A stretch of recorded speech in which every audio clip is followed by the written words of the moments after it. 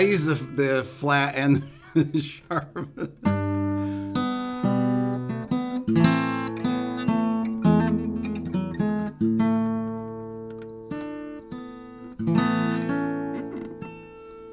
What's up?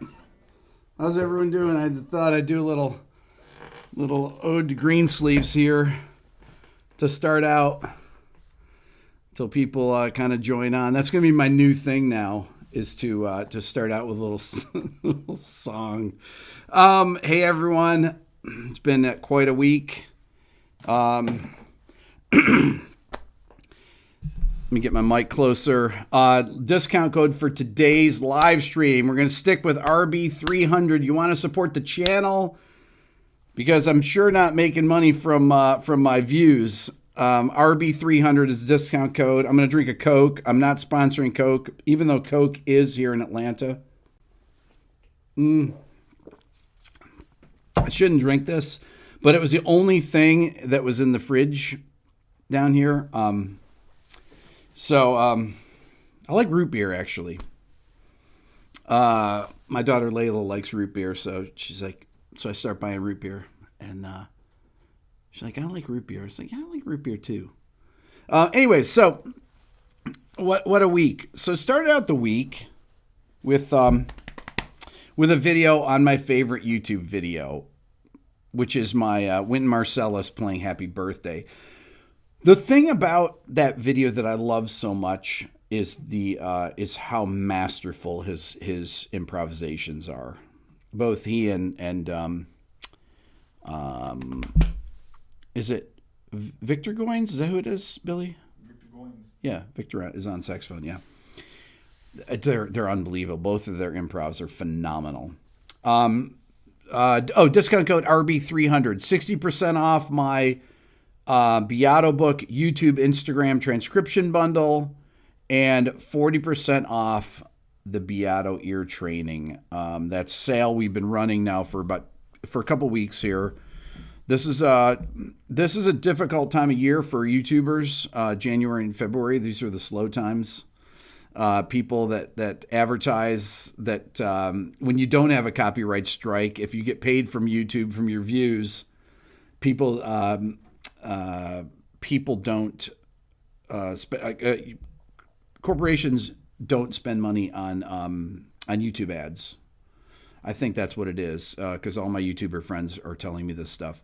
Anyway, so my copyright strikes are both gone now. Now, some people think that I should deal with them a particular way, that which I never have done. I said it in the video that I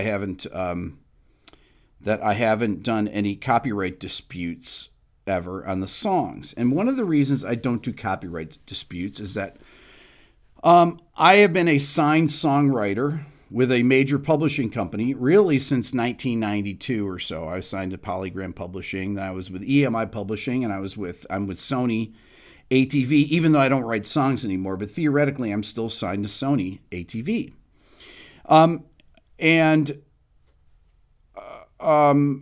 It's just kind of a thing that I have about songwriters and using people's songs, that I just haven't claimed them. I know how to go through the claim thing, but the claim process, but I don't do it. The beef that I've had since the beginning of my channel is on blocking. What's up, Renzo? Has been on blocking. That's kind of been my stance that I've taken on YouTube, that I am anti-blocker. But people can block videos if they want to block videos, right? The thing is that I've never had to deal with a copyright strike situation. So you guys know I'm friends with I know we're all us YouTubers, music YouTubers are all friends, right? So I call up my friends that all have 1 million subscribers, right? And that have been doing this for a long time. You know who they are. I don't have to say, but I have a number of friends that, and I asked them, each one, have you ever gotten a strike? Some have been on YouTube. A couple have been on YouTube way over 10 years. And two of the people said, yes, one time it happened like this, right? Where they got a strike out of the blue. Usually with a strike, what happens is you get a copyright notice and then you dispute it, right? A content ID notice, then you dispute it. And if they rule against you, you can dispute it again. And then if you lose that second time, I guess, they give you a copyright strike. So here's the problem. If you get one strike, it takes 90 days for a strike to disappear on your account, right? If you get a second strike, I believe you can't live stream. Okay, so if I got two strikes. I didn't talk about the second strike. I got a strike the day after the Cars strike by Paul Simon or Simon and Garfunkel. Okay, two different companies, UMG, SME, Sony Music Entertainment. Okay, so I didn't make a video on the second one. But what I did do on both, and what I've done every time I've gotten a block is I've come on here and made a video about it. Okay? The channels that say that are saying, oh, Rick needs to do this and he's blah blah blah. Well, the thing is that every time that I've had a block or a takedown, they've all gotten lifted. And they've gotten lifted because I've made a video and I've pled my case to people that follow my channel. But the other place is on Twitter. Okay? The only things that I post on Twitter are I post each new video that comes out. And then if I have an issue, I will go there and I did it for the Cars video and I did it for this video. I posted the screenshot that I put in my video here of the block. And the thing with Twitter is that all the major labels and publishers have Twitter accounts and they read them. Okay. Sony Music has a Twitter account, right? UMG, it says at UMG. So you put them in the hashtag and then people that comment tag them. For example, Steve Lukather was one of the first people that commented. He commented 3 times. Rick, what did he say here? If I can find it, I'll tell you what he said. It was so nice. He said, I don't know. I should have had this ready here, but let's see here. Steve, where's Luke? And because, Toto, one of my biggest what makes a song great is Toto. He says, I don't get it, Rick. We were honored that you would take the time to make the video. I'm your biggest fan. Come on. I'm Steve's biggest fan. For the life of me, I don't get this fight. You're the champion of music, not the devil. It's an effed up business. Believe me, I know, Luke, right? And he tagged UMG and Sony. Well, so did a bunch of other musicians, well-known musicians, tag them. When people of that stature and just anyone that's commenting on Twitter tags these things, they see it. So the first strike was lifted within, I think, 5 hours. 5 hours after I made the video, the copyright strike was gone. Not only was the copyright strike gone, but the video was put back up.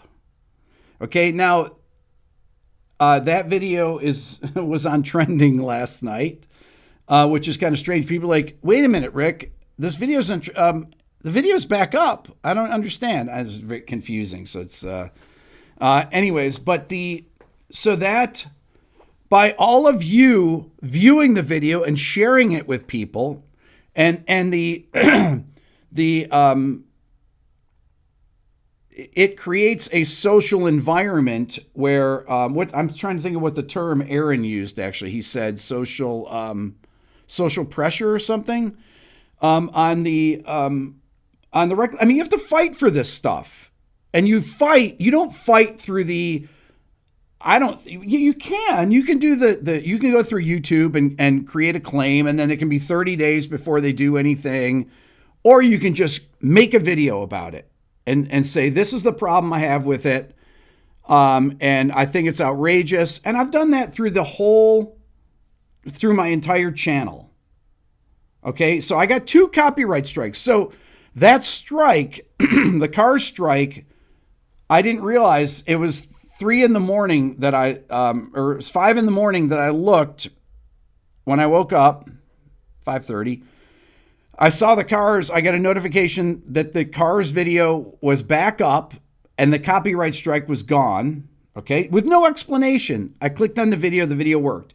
Then I continued in my email and I saw another copyright strike from Paul Simon and Garfunkel, Sony. That's when I put that thing up there that Steve Lukather commented on, was the second one, the Sony one. So I got 2 copyright strikes in 2 days. All right. So the second one, I decided, well, I'm not going to make a video on this. This is annoying. I don't want you guys to have to listen to this stuff.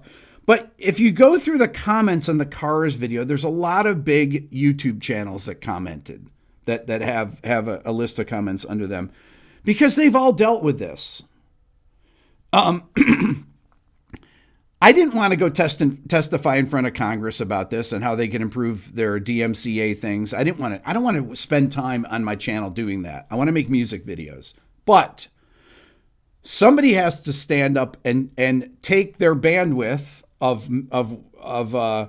if people like you guys are kind enough to want to watch, go there and advocate for other YouTube channels. But the way that I've done it is not through the official process. It's by creating social pressure on the people. That's the way that it happens immediately. If you get 3 strikes, they take your channel down. If you get 2 strikes, I didn't work for 5 years. This is my 5th year, 4.5 years on my channel, making 800 free videos for you guys to enjoy, to have my channel taken down by a video, the Simon & Garfunkel video that was put out in 2018. It's been on my channel since, right? And then they demonetized the videos as soon as they put them out. And then a month ago, they blocked it. They blocked it. It wasn't even on my channel. Then they gave me a copyright strike out of the blue. Okay, but without even making this video, just by going to Twitter, there were so many Twitter comments about it from people that, and they're tagging Sony. They tag Sony and UMG both. And last night I got the thing that the copyright strike was removed and the video was put back up. So,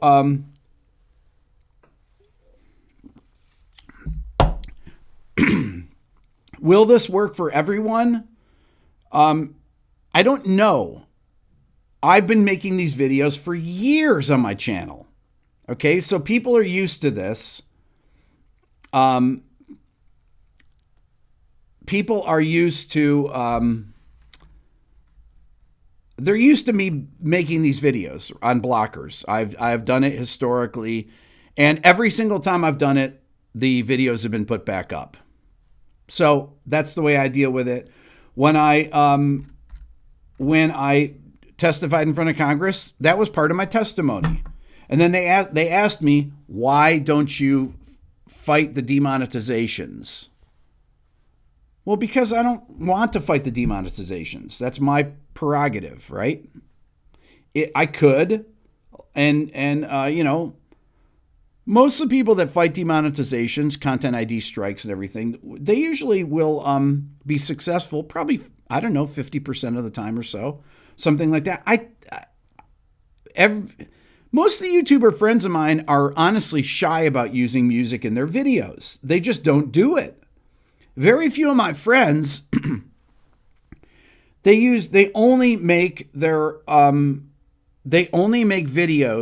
with their own music in it. Well, you can't teach people. I say this all the time. You're sick of it. You can't teach people unless you use examples. I can't write like Bach, and I'm not going to another thing like BitChute or anything like that, or Library or any of the other things. YouTube is not the problem, and I don't know people at YouTube as far as it's YouTube just does what they have to do. They have to comply with these things. That's a fact. Okay? It's the labels and the publishers and the musicians that make the rules. That's it. Okay? YouTube just puts the stuff out there. If they get a DMCA takedown, notice they have to take it down. End of story. So you go to the labels and the publishers and the musicians. So who did I tag when I made the Paul Simon thing? I tagged Paul Simon on Twitter. I tagged Sony Music, and then Twitter did the rest, because that's you have to fight these things, and you fight by using your voice, whatever it is, And people are like, "Oh, Rick, well, you have 2 million followers. That's why you can fight this and everything." It's like, well, I've been making these videos since I had, since the beginning of my channel, honestly. Anyways, getting back to these things about using examples, I can't write like Bach, okay? I can't teach counterpoint like Bach can, okay? So I want to use an example. If I use an example and I use Daniel Barenbaum or Andreas Schiff or Glenn Gould playing Bach, those are the ones I'm going to use, right? If I'm going to teach something, a 2-part invention, teach something about a fugue, an example of a fugue, I'm going to do that. Because I want people to listen to the proper recordings, knowing that the video will get demonetized. I don't care. Because it's about using the content to teach people with. How can I teach people about how Led Zeppelin wrote unless I play Led Zeppelin? Is it going to get blocked? Maybe. Or whoever.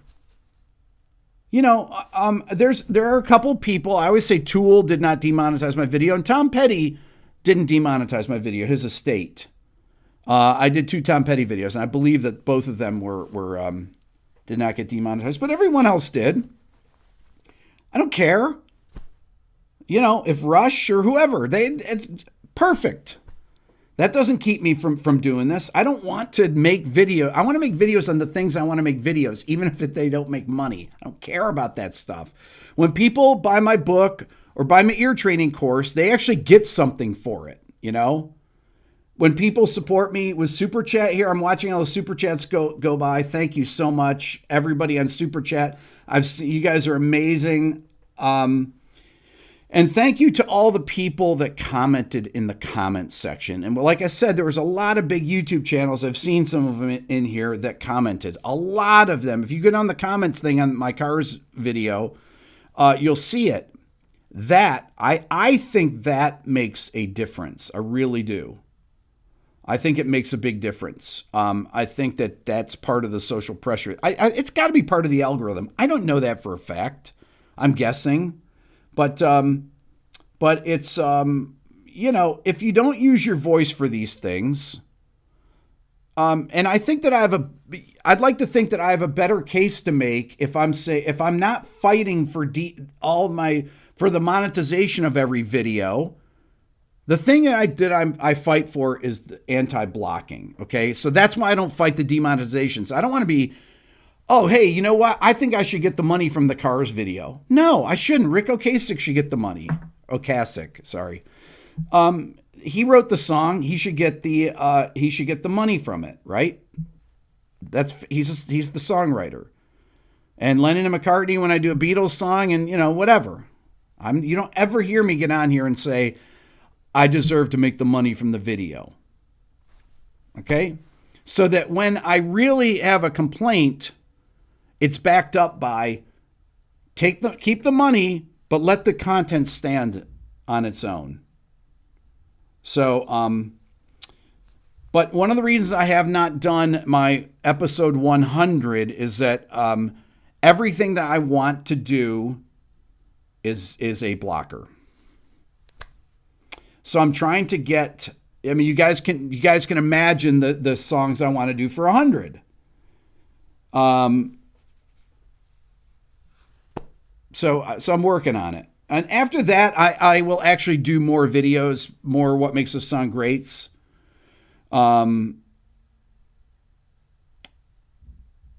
because there's a lot of more contemporary things that I want to do on that. So, anyway, so that's kind of the issue with this. That this is how I've dealt with that. I've got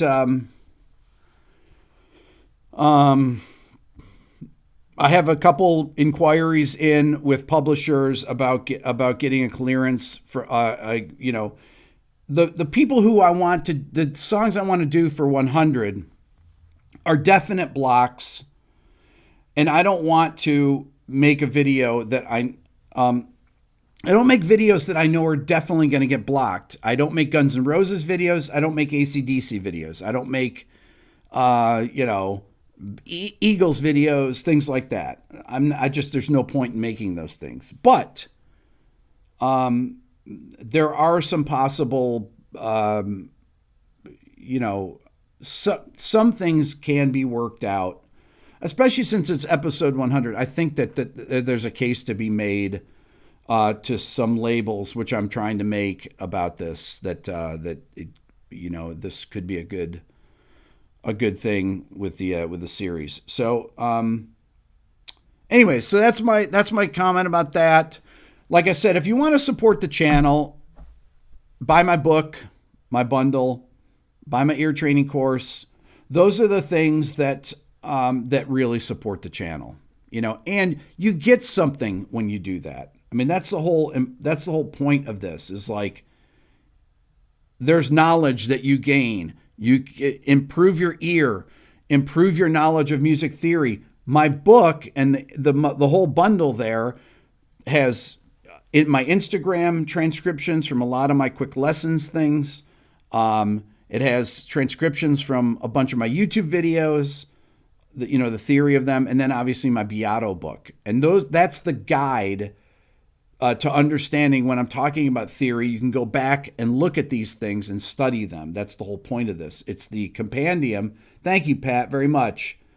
It's the compendium for this. Think of it as the textbook for this course. If this is a course, you got 800 videos on here, and those videos are there. And the book is your reference book for them. If you're saying, well, what are you're in C melodic minor, what are the notes? Okay. C, D, E flat, G, A, B, C, D, E flat, F, G, A, B, right? And you say, well, what are the chords in it? Okay. What are the modes in it? What are the modes of the C melodic minor scale? Things like that.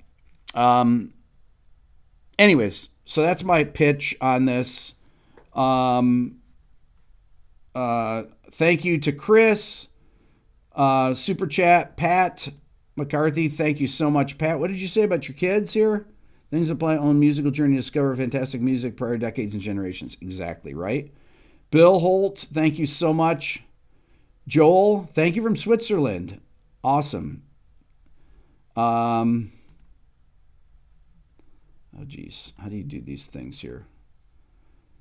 Pistol Reek, is that it? Don't care. Okay. Don't care. Like I shouldn't care, right? Marco, thank you so much. Jacan, thank you. Appreciate that. Brian Thornton, let's see, says, thank you for keeping music alive, educating the world. Keep it up, Rick. Really appreciate that. Appreciate that, Brian. Jude says, great work. Keep up the fight. Spend lots of nights listening to you break down these amazing tunes. Always learn something new. Keep your eyes open to a new technique or unique passage. Amazing. John Tanner, thank you so much, John. Really appreciate that. Okay, so that's it for today. You guys are amazing. Have a great weekend. I'm going to take the weekend off, relax. I have a video coming on Monday with Chris Jericho, my old friend. You guys know Chris. Those of you that follow wrestling. Not only is Chris one of the biggest wrestlers out there, but I've known him for 17 years now. And Chris is the biggest. Thank you, Tyler. Chris is the biggest rock trivia person that I know. I mean, Chris is It's insane. I've got a great interview with him. I have an interview coming out with Adam Franklin, the lead singer of Swerve Driver, that'll be out. And these are going to be great. So I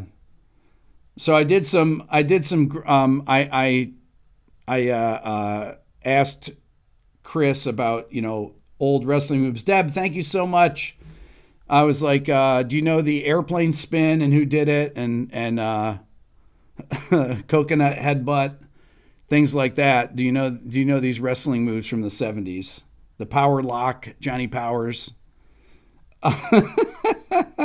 You guys are amazing. Thank you. Have a great weekend. Okay. We'll talk. Take care. Bye.